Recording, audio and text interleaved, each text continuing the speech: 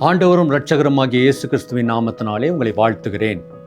இன்றைக்கு ஏசாயா தீர்க்கதரிசன புஸ்தகம் 5ஆம் அதிகாரம் 11ஆம் வசனத்தில் தேவன் இஸ்ரவேல் ஜனங்கள் மேல அவர் ஐயோ என்று சொல்ல ஒரு வசனத்தை அவர் அனுப்புகிறார்.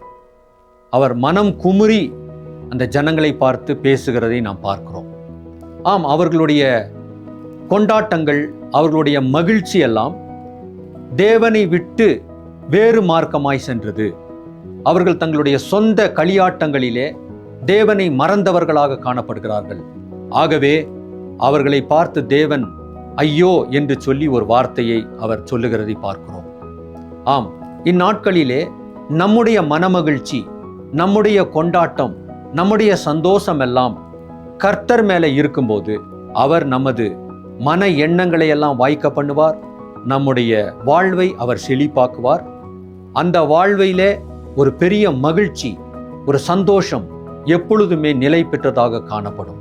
ஆகவே தேவ சமூகத்திலே நாம் நம்மை ஒப்பு கொடுத்து நம்முடைய மனமகிழ்ச்சி அவராக இருக்க அதை நாம் பார்த்து கொள்ளலாம். தேவன் இதை ஆசீர்வதிப்பாராக.